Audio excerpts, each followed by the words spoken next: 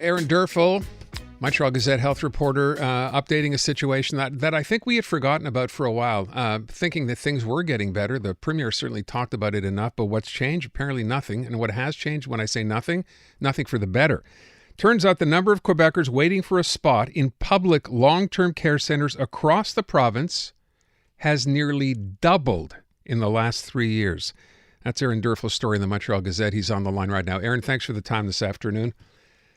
Yeah, pleasure to be here. I mentioned that, the Premier has, I guess in passing, talked about the fact that things were going to change, things were going to get better. It looks like things have gotten worse. So what's actually happening here?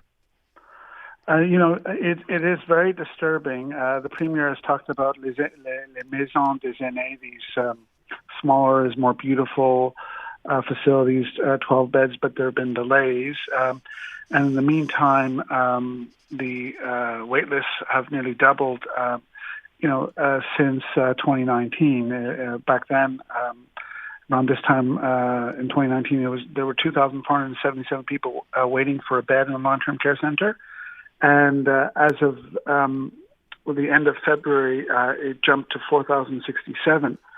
What I find astounding is, you'll recall, sadly, during the first few waves of the pandemic, there were as many as 5,000 Quebecers who had died in long-term care centers. That's in public and in private. So you think that would free up some spots. I don't need to sound sensitive here, but from a logistical point of view, and yet this speaks to the aging of the population and the fact that there were a lot of people waiting to get in. So this is going to put pressure on families. They're going to continue to have to act as caregivers for people who might be suffering from dementia, their parents or grandparents, and that's an enormous pressure, an enormous burden, and it might push some people into spending money they might not have to place their parent or grandparent in a private and more expensive long-term care center. So the problem beyond the centers is home care as well. That's not necessarily doing any better. In fact, that's doing almost as badly. Yeah, that's really shocking to me, because the idea behind home care is, this is what mobile and but more elderly Quebecers want. They want to stay at home for as long as possible. They want to be as independent at home as long as possible. Home care solves that problem, and what it does is it means that you get people that they're not showing up in the emergency room.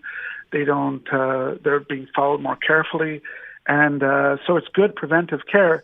And yet the list there, as soared to 18,918 from 9,576 Quebecers. So again, is this a question of money? Is it a question of just poor organization? A combination of the two, but it is undoubtedly troubling. I was thinking about how, disconcerting and discouraging it is for anyone to hear, but then in particular in your article, you speak to Paul Brunet, patient advocate. Tell us a little bit about what he had to say, Aaron. Well, this is something that's near and dear to him, because his late brother was disabled, had been in a long-term care center, and had suffered abuse many years ago. So it's one of his, it's a vocation for him. And he was telling me, this is a perennial issue. So it's not just that long-term, it might take anywhere from 2 to 3 years to get a spot in a long-term care center. Even in a private center, it can take a considerable length of time. And then there are the whole issue, I wrote about the heron, and then later there's the issue involving les Florides. Once you get into these long-term care centers, the care is not as far from ideal. There's systemic neglect. So to him, to someone like Paul Brunet, it's just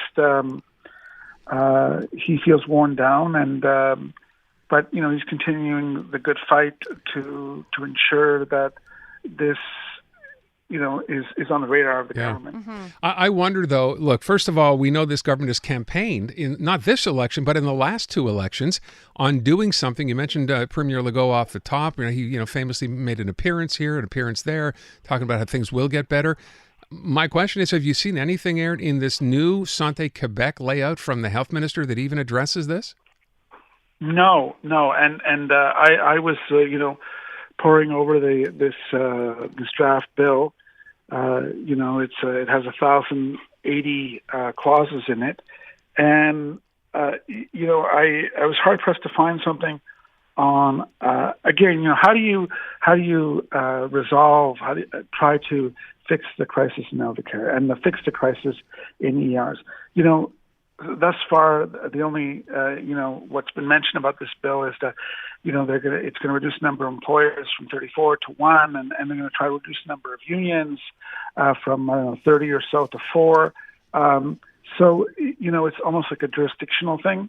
But in terms of attacking these deep-rooted problems, I haven't really seen anything yet, I'm afraid to say. And I also haven't heard the opposition bringing this up at all. I mean, I realize the story is just appearing, but you'd have to think the opposition want to stand up and sort of point this out as well as a failure by the government. They do periodically, and I think and I'm not the only one who's written about this. The other media periodically write about it, but it's just that there's so many things that are going wrong with our healthcare system. It's almost like from one day to the next, I can pick. I can almost like throw a dart on a chart with different things labeled on the chart, and decide to write about the problems, say in ER care, or then surgical wait lists, or then lack of access to a family doctor, or then difficulty in getting spots in elder care.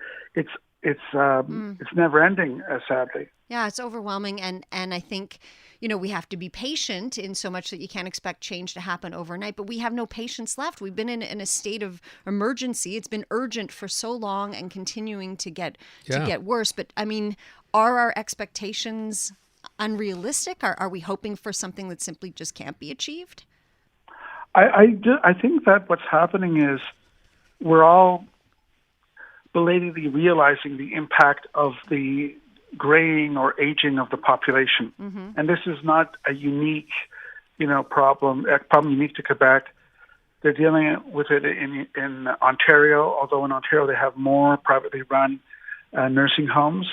And so it's just it's a reckoning that we're finding out about now almost belatedly, and it just we're playing catch up. Yeah, although to be honest, I mean, we've been talking about the graying of the population for years now. We knew this was coming. That's why we have demographers.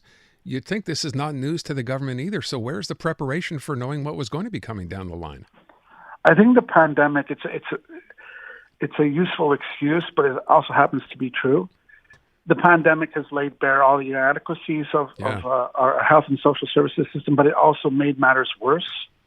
And the government has been caught flat-footed, and they're trying to deal with it. Dubé has this plan de santé for CNBL, and then there's this Santé Quebec Bill 15, and he's trying to tackle it, but there are just so many moving parts. It's so complex. It takes a long time to fix.